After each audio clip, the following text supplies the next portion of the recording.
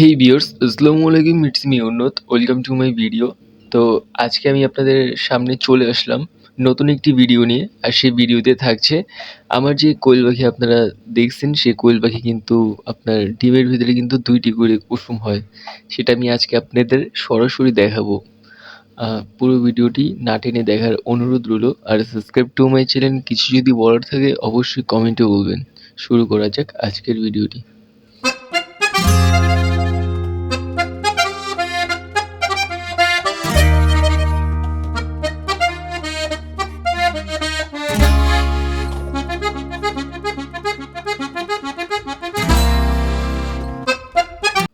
So viewers, খাবার হিসেবে কিন্তু আমি ওদের দিচ্ছি লেয়ার 1 যে ফিডটি রয়েছে, সেই ফিডটি আমি ওদের দেই, প্রতিনিয়ত দেই খাবার হিসাবে।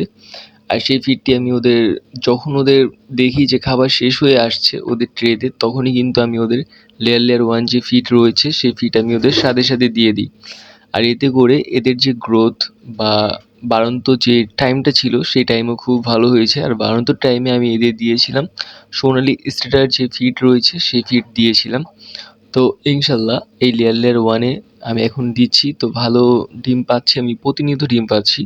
যেহেতু এখন নতুন টাইম, তো নতুন টাইম হিসেবে তারপর আলহামদুলিল্লাহ ভালো ডিম পাচ্ছি। তো এই ডিম খেয়েই কিন্তু ওরা একটি ডিমে 2টি কুসুম হয়েছে।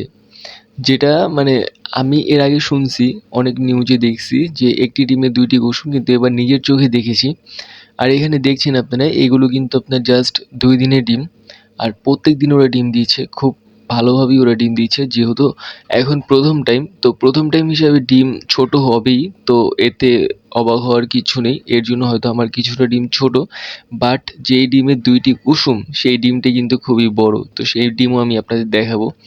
তো আমি এখানে কি করি, মাটিতে হাঁড়িতে, তো হাঁড়িতে মাটি দিয়ে আমি নিচে কি করি, ডিম রেখে দিই। এতে করে ডিম কিন্তু নষ্ট হয় না। আর এখন যেহেতু শীতকাল, তো শীতকাল হিসেবে এখন ডিম নষ্ট হবে না। তো এই যে আমার হাতে যে ডিমটি দেখছেন আপনারা, এই ডিমই কিন্তু 2টি কুসুম রয়েছে, যেটি মানে অবাক করার মতন। এর আগে আমি কি করছি, এই এই বড় ডিমটা মানে আমি ভাবলাম যে প্রথম ডিম পারছে, তো প্রথম ডিম এত বড় কেন হইব, তো ডিমটা আমি ফাটাইছি, ফাটাই দেখছি যে 2টি কুসুম।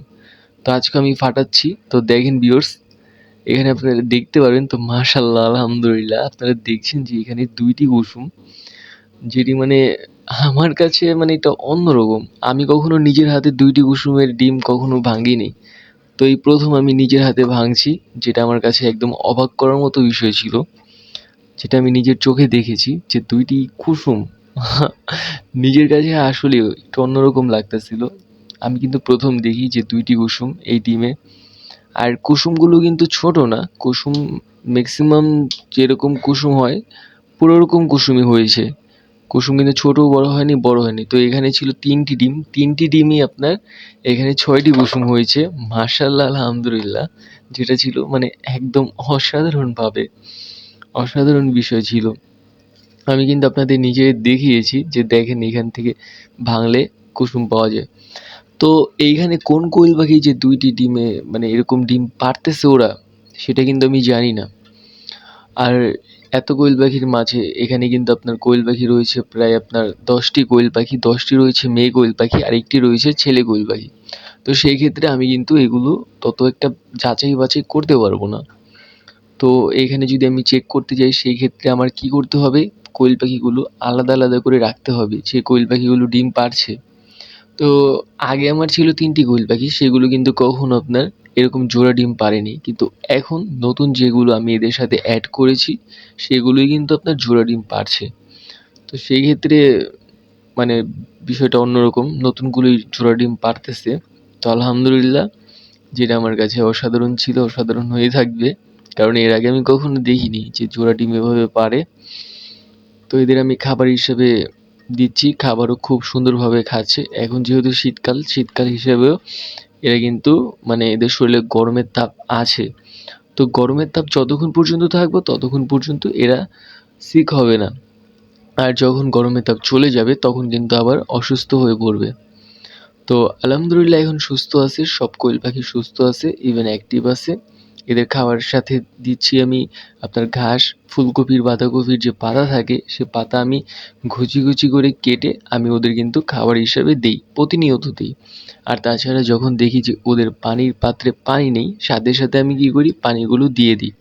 ওরা কিন্তু প্রতিনিয়ত পানি প্রচুর পরিমাণে খায়, আর পানি খেয়ে কিন্তু এই ফ্লোর বা ওদের খাঁচার যে সাইড আছে সেই সাইড প্রচুর পরিমাণে নোংরা করে ফেলে। নোংরা করার পরও কিন্তু আমি ওদের প্রতিনিয়ত পানি দিচ্ছি। আর পানি দেওয়াতে কোনো সমস্যা হবে না, আর সমস্যা হয়ও না, ইনশাল্লাহ হবেও না। পানি আমি ওদের দিয়ে যাচ্ছি, আর পানি ওরা প্রচুর পরিমাণে পানি খায়। যেহেতু আমার একটা কোয়েল পাখি মানে ওটা এরকমভাবে পানি খেয়েছিল, যার কারণে ওটার চোখে, মুখে, নাকে সব এরিয়াতে পানি যেয়ে পানি একদম হাটকিয়ে মারা যায় কোয়েল পাখিটি। তো যার কারণে এখন ওরা পানি খাচ্ছে, খুব সতর্কভাবেই ওরা পানি খায়। কারণ পানি এরকম একটা জিনিস যেটা মানুষের জীবন বাঁচায়, আবার এটাতে কিন্তু প্রাণীর জীবন নিয়েও নেয়। প্রাণীর জীবন এটাতে বাঁচে, আবার প্রাণীর জীবন এই পানিতে কিন্তু নিয়েও নেয়। তো সেই ক্ষেত্রে আপনি অবশ্যই সতর্ক থাকবেন পানির ক্ষেত্রে।